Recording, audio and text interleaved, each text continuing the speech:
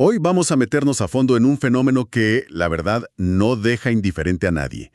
El culto a la Santa Muerte. Un tema fascinante y muy complejo. Totalmente. Y para entenderlo bien, nos vamos a basar en varias investigaciones, sobre todo en una que hizo trabajo de campo en 3 ciudades Que son clave: Ciudad de México, Tijuana y Los Ángeles. 3 puntos neurálgicos para ver su expansión. Exacto. La misión es desentrañar este culto que se mueve entre la devoción popular, lo prohibido y algo que es profundamente personal. Queremos entender no solo qué es, sino por qué, en pleno siglo XXI, una figura esquelética vestida de santa se ha vuelto tan poderosa para millones. Es una excelente pregunta. Y para empezar a responderla, creo que hay que quitarse de encima muchos prejuicios. Sí, por supuesto.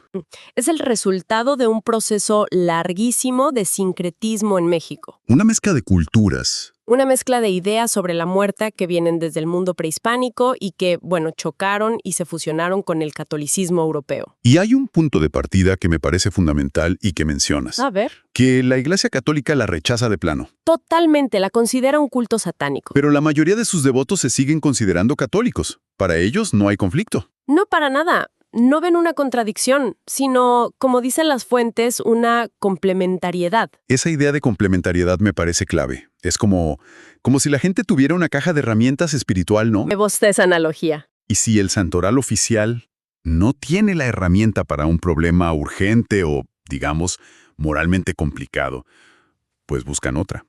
Buscan una que sí funcione para ellos. Y para entender cómo funciona, pues hay que empezar por la figura misma. Claro. Todos la hemos visto. Un esqueleto con su túnica y su velo. La imagen es potente. Pero, a ver, ¿por qué un esqueleto? ¿Por qué esa representación tan cruda se vuelve objeto de devoción? Pues fíjate que la desnudez del esqueleto es precisamente su mayor atributo. ¿En qué sentido? Despoja a la muerte de cualquier identidad social. No es hombre ni mujer, no es rico ni pobre. Es el gran ecualizador. Claro, en una sociedad con desigualdades tan marcadas, esa imparcialidad se ve como la máxima forma de justicia. Pero lo interesante es cómo esa figura se viste de poder con los objetos que lleva. Los atributos. Empecemos por el más obvio, la guadaña. Supongo que es el símbolo universal de cortar el hilo de la vida. Exacto, es su poder de decisión final. Pero tiene un doble filo, ¿eh? Ah, sí, así como corta la vida, sus fieles creen que puede cortar con todo lo negativo. Un hechizo, una mala racha, una enfermedad. O sea que también es una herramienta de limpieza, por así decirlo. Justo. Luego está el globo terráqueo que a veces sostiene. Ese es un símbolo de su alcance, de su dominio universal. Y para mí, el más fascinante es la balanza. La balanza de la justicia. Esto refuerza esa idea de que ella no hace distinciones. Precisamente. Es una justicia que los fieles sienten que no reciben de las instituciones humanas. Una justicia sin favoritismos. Ante la Santa Muerte, todos son iguales. Pero la iconografía no para ahí. Las fuentes mencionan otros elementos, como el búho. El búho, claro, la sabiduría. Sí, la sabiduría para moverse en la oscuridad, en el peligro. Y a veces lleva una corona, que simboliza su triunfo definitivo sobre todos los vivos. Todo esto que mencionas son los símbolos, lo que vemos. Pero lo que de verdad me intriga es cómo alguien ve esa imagen y siente consuelo, cariño. Sí, es que para la mayoría un esqueleto es terror. Exacto. Y ahí está el corazón del culto. El esqueleto es el significante, la imagen. Pero el significado, lo que representa en la mente del devoto, es todo lo contrario al miedo. ¿Y cómo la llaman? Con apelativos increíblemente tiernos.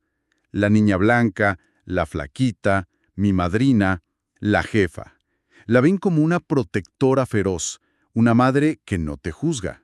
Y esa relación tan personal se ve en el código de colores que usan, ¿verdad? Las fuentes lo detallan. Totalmente. Es un diálogo a través del color. Si pides por amor o pasión, usas una veladora roja. Ok, rojo para el amor. Si necesitas dinero, éxito en un negocio, usas la dorada o la verde. El blanco es el más neutro. Es para la purificación, la salud o simplemente para agradecer. Un momento. Las fuentes también mencionan colores mucho más intensos. Hablan del negro. ¿Para qué se usa? Porque eso ya suena bastante oscuro. Y lo es. El negro se considera el color de la protección máxima.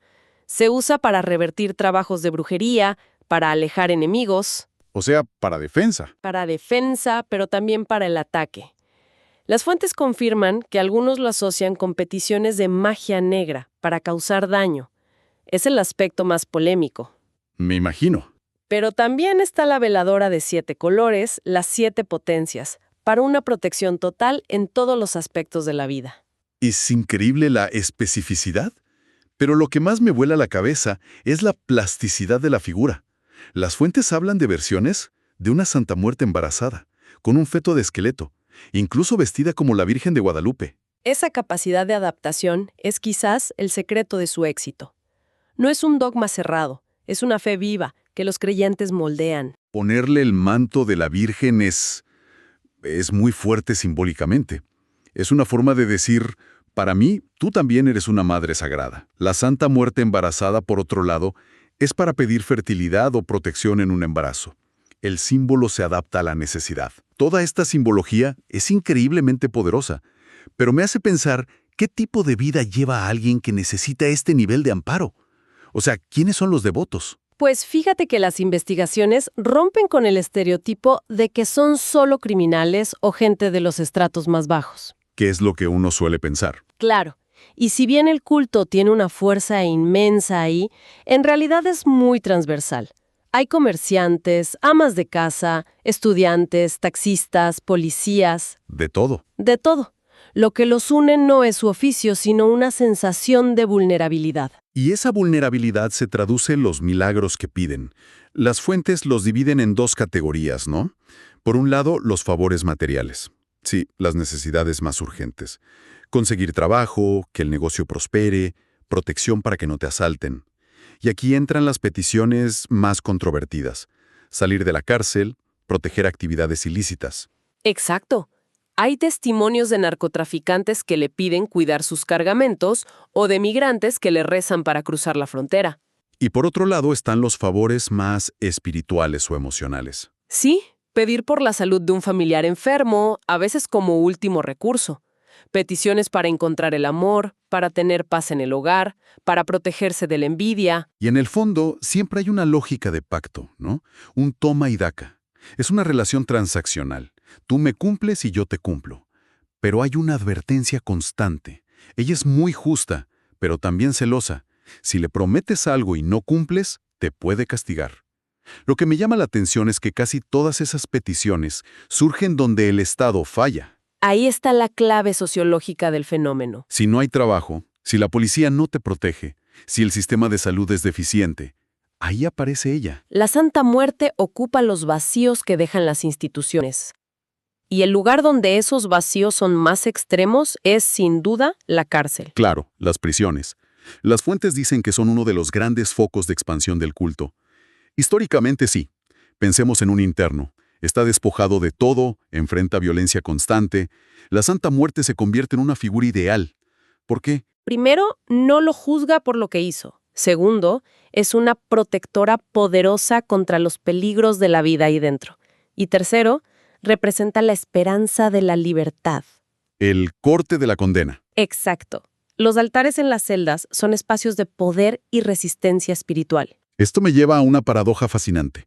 ¿Cómo es que la figura que representa el fin de la vida se convierte en la principal protectora de la vida en situaciones límite? Porque su poder se percibe como inmediato y sin burocracia. No tienes que ser bueno o pasar por intermediarios. Le hablas directamente, le pides y ella actúa. Y esa supuesta eficacia es lo único que importa. Para alguien cuya vida está en riesgo, sí, es la santa de las causas desesperadas. Y esa fe viaja con la gente. Por eso el estudio compara la Ciudad de México, Tijuana y Los Ángeles. Empecemos en el corazón de la capital, en Tepito. El altar de la calle Alfarería. Un fenómeno en sí mismo. Nació en 2001 cuando una vecina, Enriqueta Romero, decidió sacar su altar a la calle. Me cuesta imaginar la escena. ¿Cómo es el ambiente? ¿Es solemne, como una iglesia, o más como una fiesta popular? Es una mezcla increíble de ambas cosas. Las fuentes describen el rosario del primer día de cada mes como una peregrinación urbana. ¡Wow! Llegan cientos de personas, algunas de rodillas. El aire huele a copal, a flores y a marihuana. Se escuchan rezos mezclados con cumbia. Las ofrendas son de lo más variadas. Tequila, cigarros, pasteles. Es una explosión de religiosidad popular, sin filtros. Totalmente. Y de esa explosión pública nos vamos al otro extremo, a Tijuana. Y aquí, según las fuentes, la Santa Muerte se esconde, ¿no? Exactamente. En Tijuana el culto no tiene esa visibilidad. Se practica de forma más privada o se concentra en las tiendas esotéricas, las botánicas. Y el contexto de la frontera le da un matiz particular. Claro.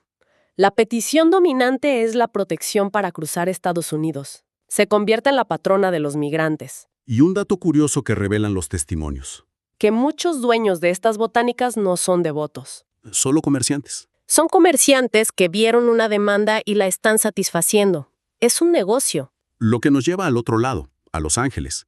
¿Cómo se transforma el culto cuando llega a Estados Unidos? Allí se convierte en algo más. Además de protectora, se vuelve un poderoso ancla de identidad. ¿Identidad mexicana? Sí, en Los Ángeles está el Templo Santa Muerte en Melrose. La mayoría de los que asisten son migrantes mexicanos, muchos indocumentados. Y en un entorno que puede ser hostil. Claro, la Santa Muerte no solo los protege de los peligros, sino que también es un pedazo de México, un símbolo de resistencia cultural. Entonces, si conectamos los puntos, es la misma figura, pero su función cambia radicalmente. En CDMX es cultura de barrio, en Tijuana una herramienta de riesgo, y en Los Ángeles un estandarte de identidad. Y a pesar de esas diferencias, hay un hilo conductor que aparece en los tres lugares, algo que los devotos repiten constantemente. ¿Qué sería? Que su devoción a la Santa Muerte no significa que hayan abandonado a Dios.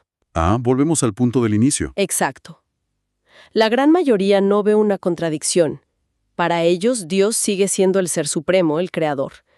Pero a veces, como dicen, Dios está muy ocupado. Y ella es una intercesora más accesible. Una santa de su panteón personal que se encarga de los asuntos más terrenales y urgentes.